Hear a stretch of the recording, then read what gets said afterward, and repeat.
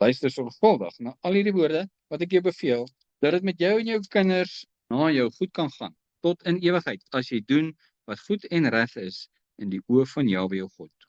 Waarvoor is al hierdie gebooie, dat dit met jou goed kan gaan? Nou sê mense tot in ewigheid. Ja, jy sit hom maar reg. Hierdie offers waarvan hy praat, moes hulle doen dat dit met hulle goed kan gaan.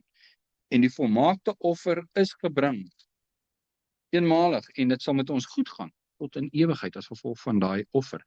Al hierdie voorafgaande offers was net 'n heenwysing na die volmaakte offer. Dis alrede hoekom hulle gebring was. Daai offers het nie die sonde van die volk weggevat nie, maar dit het heen gewys na Yeshua toe. Want 'n offer van 'n dier kan niemand se sonde wegvat nie. Hoe weet ek dit? Dis ongeregtig. Want elkeen moet vergeld word na sy werke, en die loon van die sonde is die dood. So my werke wat boos is, moet vergeld word met die dood. Van wie? Van my. Nie 'n bees nie. Nou kom Yeshua en hy sê ek sal dit in jou plek vat. Maar hy kan nie kom as 'n bees nie, hy kan nie kom as 'n engel nie. Hy kan nie kom as God nie. Hy moet kom as 'n mens. As een van ons. En dan kan hy in my plek sterf. En dis hoekom hy sy heerlikheid verlaat het. Verlaat beteken hy het minder geword. Hy het minder as die engele geword. Hy het aan ons gelyk geword, sodat hy die offer kan wees. In my plek.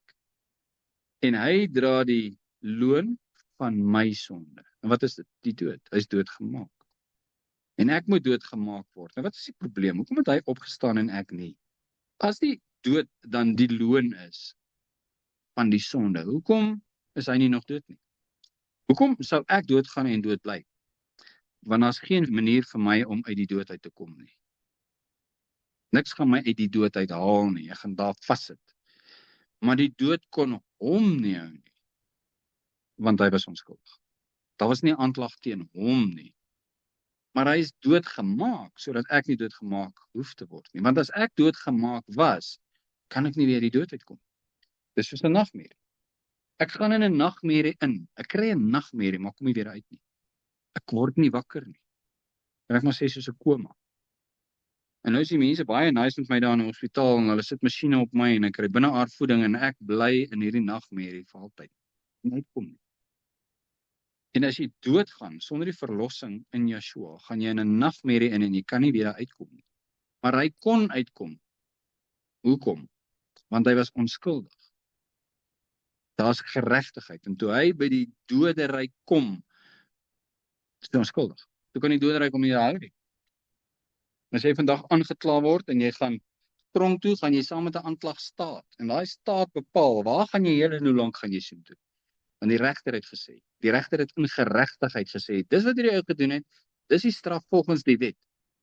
Jy gaan nie vir 'n spoedoortreding 10 jaar tronkstraf kry nie, die wet sê dit nie. Maar jy kan vir die beroof van 'n bank 10 jaar tronkstraf kry. Maar as jy toe nou per ongeluk die wag raak geskiet het en daar lê hy mors dood, dan gaan jy 25 jaar tronk toe, volgens die wet. Wat is die wet? Dis die geregtigheid van die land. Wat is God se geregtigheid? Die loon van die sonde is die dood. Was net een straf. Waarom is daar net een straf? Dis die dood. Sonde is nie wat ek is nie, dis dood. En Yeshua kom in die doderyk en sy aanklagstaat sê, nou, niks, kan jy nie hou nie. Jy mag nie hier wees nie. Dis eintlik wat gebeur het. Die dood het geen hou vas op hom nie. En hy loop rond, hy vat die sleutels. En hy sluit oop. En hy vat die wat in hom geglo het saam met hom. Hy neem die gevangenes gevange. Vat hulle saam met hom. Maar as ek doodgaan sonder hom, kan ek nie uitkom nie. Om dood te gaan is my straf, maar kan nie weer uitkom nie. Dis my probleem. Maar hy kan.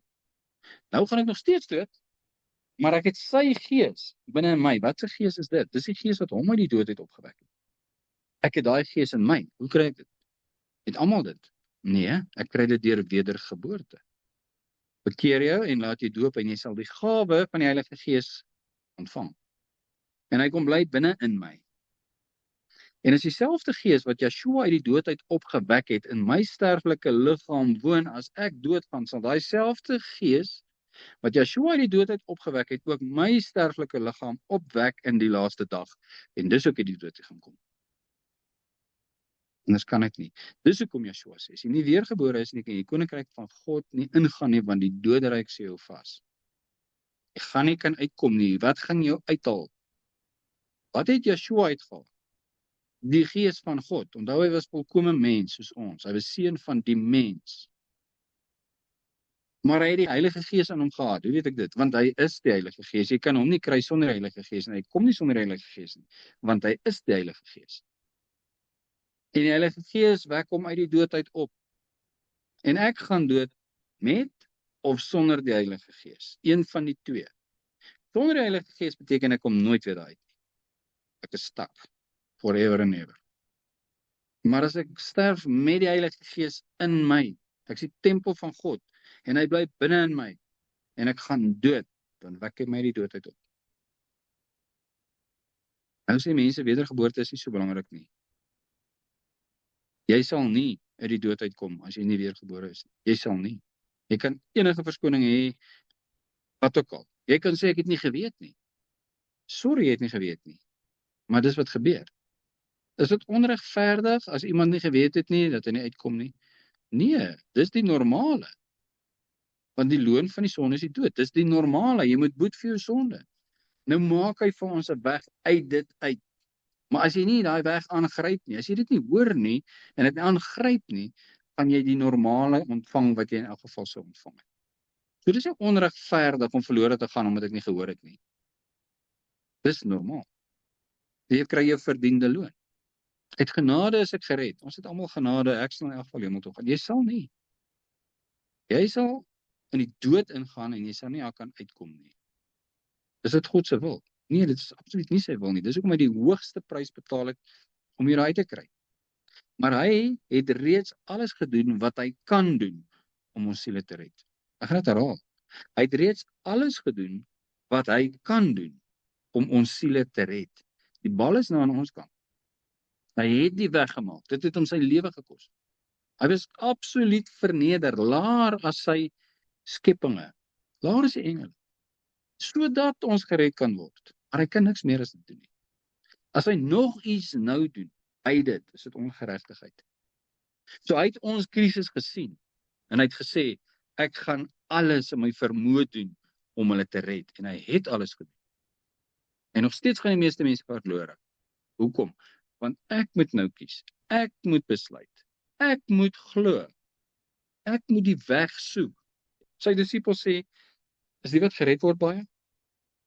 Nee, sê hy. Bitter min sal gered word, want die pad is smal, die poort is nou. En baie sal probeer, en min sal dit reg kry.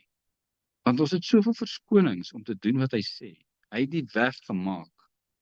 En ons vanoggend gehoor, wat het sy moeder gesê met die water en wyn? Doen net dit wat hy vir julle sê. Net dit wat hy vir julle sê. Jy moet weergebore word, Nikodemus. Maar kan nie.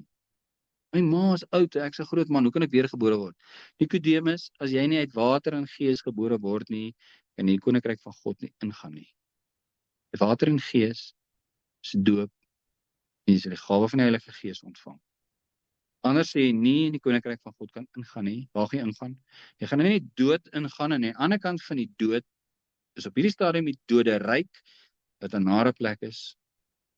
En dan verskyn jy voor die regter, en dan gaan jy hel toe, vir ewig. Jy kan nie daar uitkom nie, want jy het nie die Gees nie, want jy is nie weergebore nie.